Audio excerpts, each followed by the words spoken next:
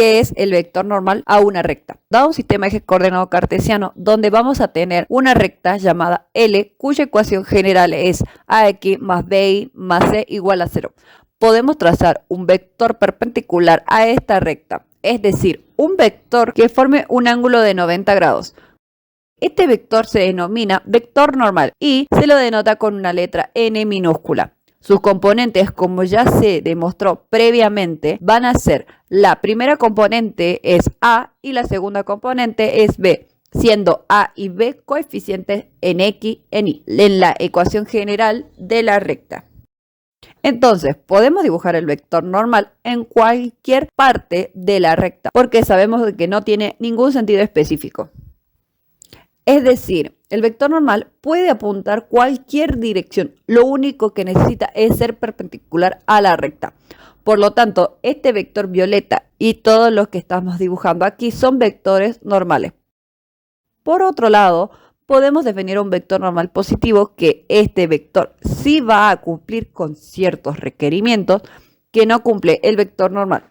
Por ejemplo, en el plano cartesiano, el vector normal positivo tiene que apuntar hacia arriba. Y en segundo, podemos ubicarlo en cualquier lado de la recta, mientras mantenga una posición perpendicular a la misma. Así que, teniendo en cuenta esto, observemos que este vector señalado en verde no va a ser un vector normal positivo. Sí son vectores normales, pero no son vectores normales positivos, porque como dijimos, el vector normal positivo debe apuntar hacia arriba, así que los borré. Ahora tenemos representados los vectores normales positivos. ¿Cómo encontramos los valores de estos? La fórmula va a ser como la vemos aquí. El vector se denota con la n minúscula y con el subíndice positivo. Es igual al cociente entre lo que es el vector normal común.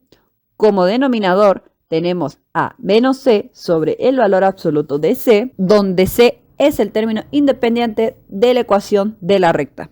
Para encontrar la ecuación de la recta en coordenadas polares, primero tenemos que saber qué son las coordenadas polares.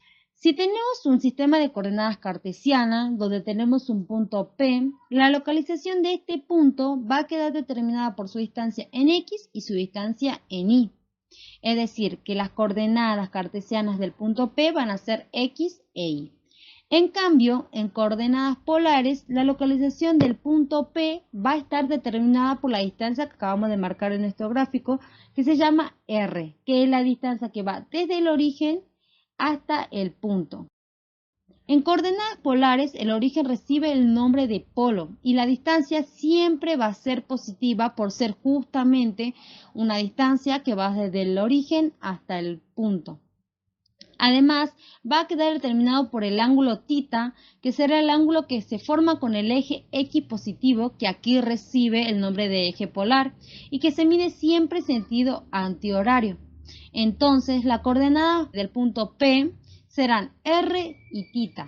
Ahora veamos cómo hacer la conversión de coordenadas cartesianas a coordenadas polares.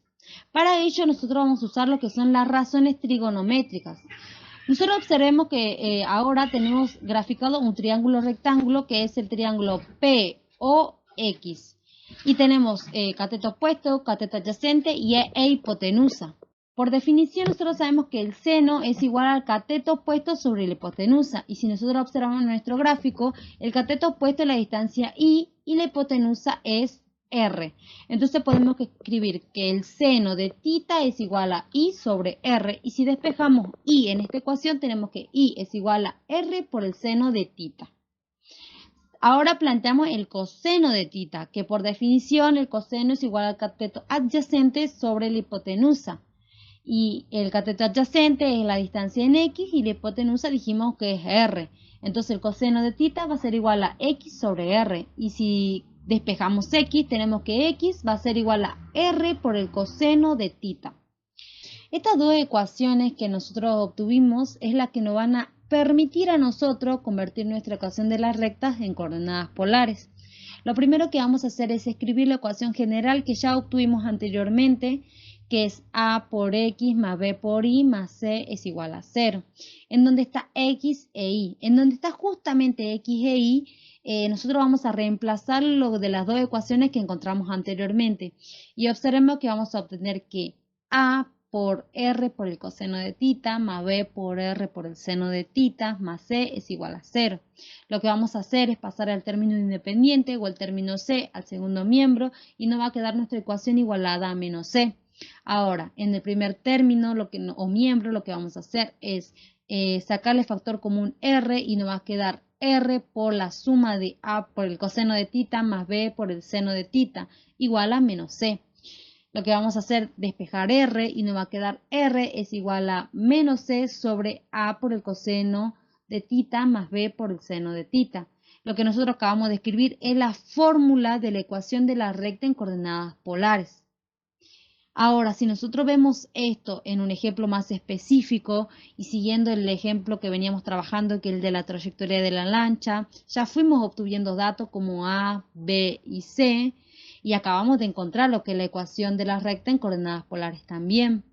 Entonces lo que nos va a quedar es reemplazar A, B y C dentro de esta ecuación. Y vamos a observar que podemos trabajar algebraicamente, como por ejemplo para eliminar el signo del numerador y para reordenar la ecuación para que quede de una mejor manera. Y vamos a obtener finalmente que R va a ser igual a 2 menos 3 por la raíz cuadrada de 3 sobre 2, todo eso dividido a 1/2 por el coseno de tita menos raíz de 3 sobre 2 por el seno de tita.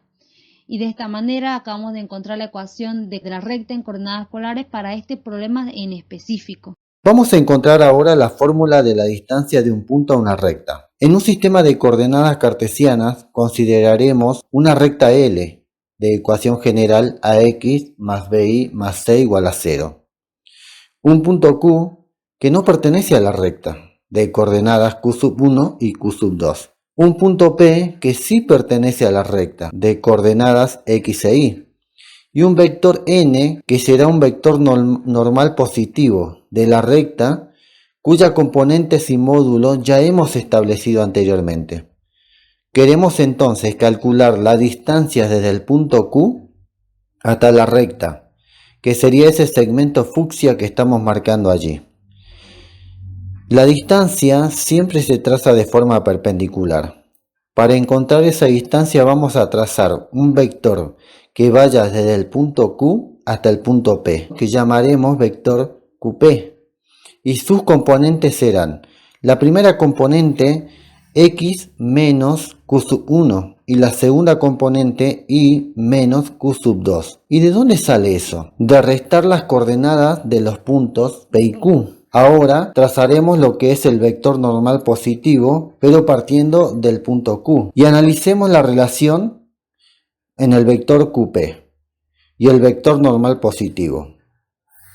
Para que lo veamos mejor vamos a separar esa parte de la imagen. Vamos a limpiar y observemos lo siguiente.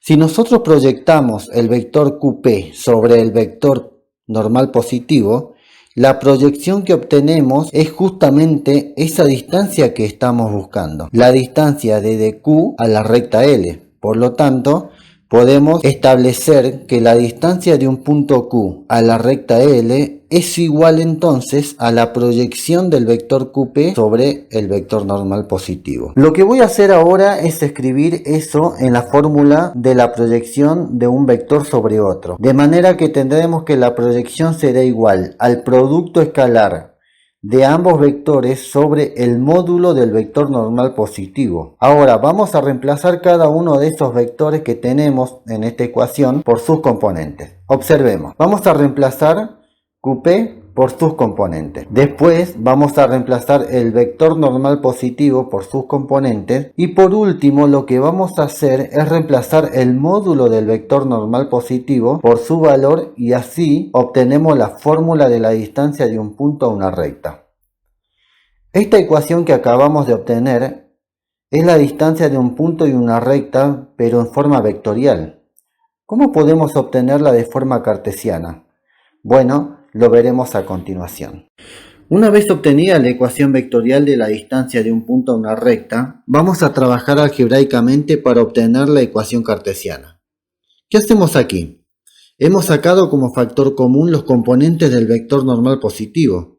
1 sobre menos 1 de C sobre el módulo de C. Luego lo que hacemos es colocarlo directamente en el denominador. Después vamos a resolver el producto de AX menos Q sub 1 aplicando propiedad distributiva y vamos a hacer lo mismo con el producto de B por I menos Q sub 2. También vamos a ir reacomodando los términos para que AX nos quede al lado de BI. ¿Por qué hacemos eso? Porque en la ecuación general observemos que es AX más BI más C igual a 0. Y de esa ecuación yo puedo despejar AX más BI, que me quedará igual a menos C. Entonces puedo escribir menos C en la ecuación que tenemos. Sacando factor común menos 1 en el numerador, puedo simplificar los signos y de esta forma obtenemos la ecuación de la distancia entre un punto Q y la recta L. Pero en este caso va a ser la ecuación cartesiana de la distancia entre el punto y la recta. Distancia desde el origen a una recta. La expresión cartesiana de la distancia de un punto Q a una recta L se representa de la siguiente manera, en donde Q1 y Q2 no pertenecerán a L. Ahora, si Q tiene coordenadas 0, 0, vamos a reemplazar estas en nuestra expresión original, lo que nos dejaría entonces la siguiente expresión. Aquí vamos a simplificar a la C del numerador con la C del denominador, lo que nos dejará entonces una expresión igual a 1. Vamos a pasar a el valor absoluto de C multiplicando 1 por la inversión de las divisiones de una fracción, lo que nos dará como resultado entonces la distancia igual al valor absoluto de C sobre la raíz cuadrada de A al cuadrado más B al cuadrado. En el numerador vamos a tener el valor absoluto del término independiente, mientras que como denominador tendremos el módulo del vector normal a la recta. Ejemplo de la distancia de un punto a una recta. En un evento del barrio, estás encargado de colocar los puestos de comida a lo largo de una sección recta del parque representada por la ecuación menos x más 2y menos 6 igual a 0. Sin embargo, hay una gran fuente en el punto 3, 2. Determina la distancia entre la fuente y la línea de puestos de comida para saber si hay riesgos de accidentes o salpicaduras. Para poder resolver este problema, vamos a marcar en un eje cartesiano lo que ya conocemos, la recta L y el punto Q. La recta L representará los puestos de comida, mientras que Q va a representar la fuente que debemos esquivar. Entonces, vamos a recordar cuál es la ecuación de la distancia de un punto a una recta, que en este caso va a ser la distancia de Q hacia L igual a QP por el vector normal sobre el módulo del vector normal. Para poder calcular el vector normal, vamos a utilizar la ecuación general de la recta. En la ecuación general de la recta, recordemos que hay componentes A, B y C, que son los coeficientes de cada letra. Entonces vamos a sacar esos coeficientes de nuestra recta L. A es igual a menos 1, B es igual a 2 y C es igual a menos 6. N, el vector normal, será igual a las coordenadas A y B. Por lo tanto, será entonces el vector de coordenadas menos 1, 2. Ahora vamos a tener que determinar cuál es el módulo del vector normal. Para esto vamos a utilizar la ecuación raíz cuadrada de A al cuadrado más B al cuadrado, o sea, sus componentes. Si resolvemos esto, nos quedará entonces que el módulo del vector normal es igual a la raíz cuadrada de 5. Ya tenemos ambos valores. Y ahora nos queda calcular el vector QP. Si nosotros marcamos un vector desde el extremo de Q hasta P, vamos a tener que P tiene coordenadas 6, 6 que pertenecen a la recta L. Entonces, para calcular cuáles son las coordenadas de dicho vector, vamos a tener que restarle al vector P, Q. Tendremos 6 menos 3 como componente X y 6 menos 2 como componente Y, lo que nos deja que QP entonces será igual a 3, 4. De esta manera, ya tenemos todos los valores para poder reemplazarlos en la ecuación. Entonces nos quedará de la siguiente manera. La distancia de Q a L es igual al vector 3, 4 multiplicado por menos 1, 2 sobre la raíz cuadrada de 5. Si resolvemos esto nos quedaría como resultado 2,23. Entonces la distancia entre la fuente y cualquier punto de la recta es 2,23 metros. De esta forma vamos a determinar cuáles son los riesgos que corremos al colocar la fuente a esta distancia de los puestos de comida. Vamos a calcular la distancia entre dos rectas paralelas, que son las rectas L1 y L2, ubicadas en un sistema de coordenadas cartesianas ortogonales. Y analizaremos dos situaciones o casos. En el primer caso tendremos que el origen de coordenadas está localizado entre ambas rectas. Tracemos cada uno de los vectores normales correspondientes a estas rectas y luego también vamos a trazar la distancia que hay entre el origen de coordenadas, o sea el punto 0, 0, con cada una de ellas. Por ejemplo, d sub 1 será la distancia que hay entre el origen y la recta L1 y d sub 2 será la distancia que hay entre el origen y la recta 2. De esta forma, la distancia entre ambas rectas queda expresada de la siguiente manera. La distancia entre L1 y L2 va a ser igual a la distancia entre 0 y la recta L1 más la distancia entre el origen y la recta L2. ¿Qué me está diciendo esa expresión? Lo que me dice es que esta distancia, la que hay entre ambas rectas, es igual a la suma de esta distancia más esta distancia. Es decir, la suma de las distancias que hay entre el origen y las respectivas rectas. En esta expresión, ambas distancias son positivas porque tienen la misma dirección que los vectores normales positivos de cada recta. Es decir, la distancia no es un vector, pero sí es una distancia orientada. Por ejemplo, la distancia 1 parte desde 0 hasta la recta L1, de manera que, por decirlo así, estaría apuntando hacia donde apunta N1, o sea, hacia donde apunta el vector normal positivo de la recta 1. Por otro lado, si nos fijamos en lo que es la distancia 2, también es una distancia orientada porque va desde el origen hacia la recta 2 y estaría apuntando en la misma dirección que N2. Por eso es que decimos que estas distancias tienen la misma dirección que los versores de cada recta y son positivas. Así que ya con esta expresión yo puedo calcular la distancia entre estas rectas paralelas. Veamos ahora el segundo caso, donde tenemos el origen del sistema de coordenadas ubicados a un mismo lado de ambas rectas. Vamos a trazar el versor normal positivo para la recta L1 y para la recta L2. Y notemos que es el mismo. ¿Por qué? ¿Por qué coinciden los versores? Porque recordemos que un versor normal positivo es un vector de módulo 1, cuya dirección va a ser siempre perpendicular a la recta y cuyo sentido estará siempre apuntando desde el origen de coordenadas hacia la recta. Y como estas rectas son paralelas, en ese caso van a tener el mismo versor normal positivo, es decir, tienen que coincidir sí o sí. Tracemos también la distancia que hay desde el origen de coordenadas hasta la recta L1, que la vamos a llamar d sub 1. Luego también trazaremos d sub 2, que es la distancia que hay desde el origen hasta la recta L2. Y podemos establecer que la distancia entre ambas rectas va a ser igual a el valor absoluto de la distancia desde el origen a la recta L2 menos la distancia desde el origen a la recta L1. ¿Qué me está diciendo esa expresión? Que la distancia que hay entre estas dos rectas se puede obtener restando la distancia desde el origen a la recta L2 menos la distancia desde el origen a la recta L1. Observemos que la expresión utiliza valor absoluto. ¿Por qué? Bueno, se lo expresa con valor absoluto ya que eso nos permitirá restar una distancia de la otra sin importar en qué orden lo hagamos. Es decir, nosotros podemos restar d2 menos d sub 1 o podemos hacer d sub 1 menos d sub 2 y siempre vamos a obtener un valor positivo que va a representar la distancia entre estas dos rectas. Ahora vamos a ver lo que es ángulos entre dos rectas.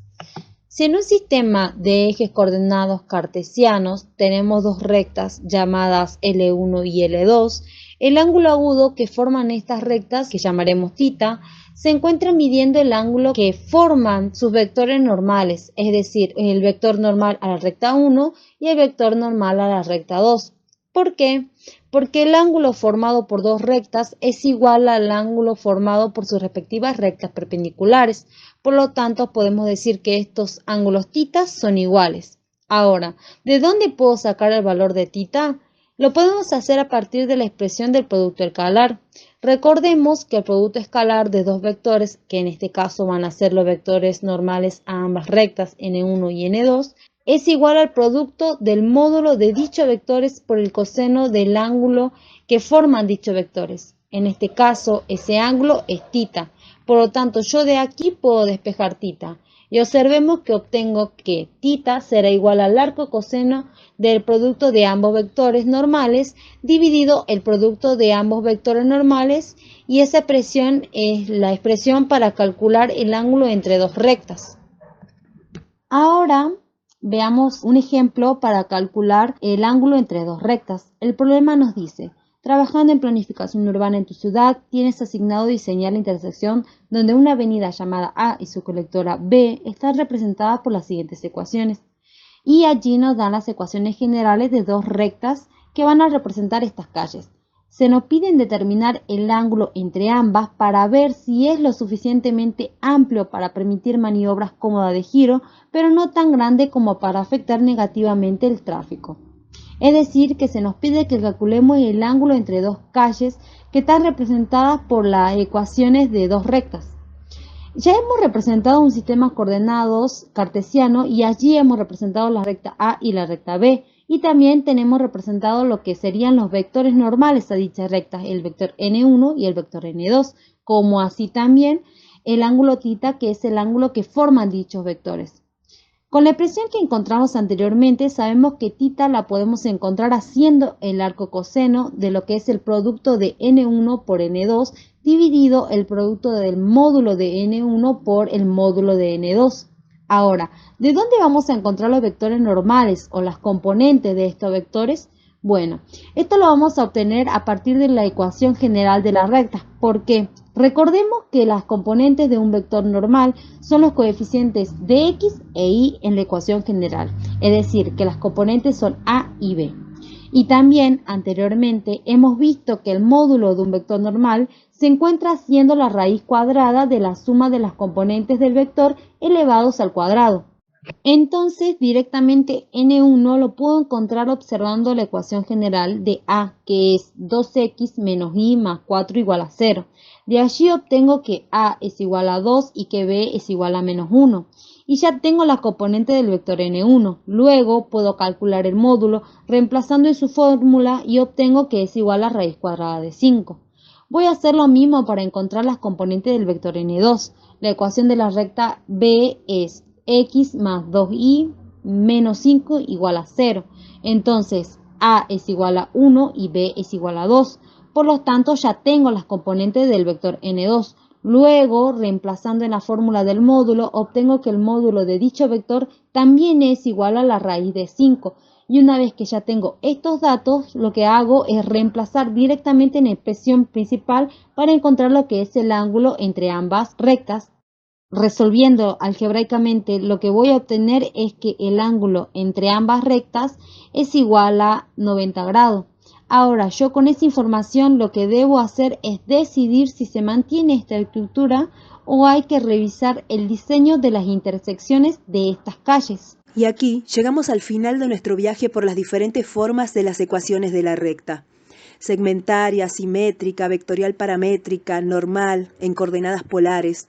No importa, cada una de estas formas nos ofrece una perspectiva única que podemos aprovechar según el problema que estamos resolviendo. Tal vez pensemos que son solo fórmulas en las que reemplazamos datos y listo. Sin embargo, la existencia de todas estas ecuaciones refleja la riqueza y versatilidad de la geometría analítica, que nos da herramientas para ver y para entender el mundo con otros ojos, para innovar y crear soluciones a problemas complejos. Cuando estudias estas ecuaciones, no te estás llevando solo las fórmulas, sino que te llevas la capacidad de pensar de manera crítica y creativa. Así que la próxima vez que veas una carretera recta, una rampa o simplemente las líneas en una cancha de fútbol, recordá que detrás de todas esas formas hay un poquito del conocimiento matemático que hemos aprendido hoy.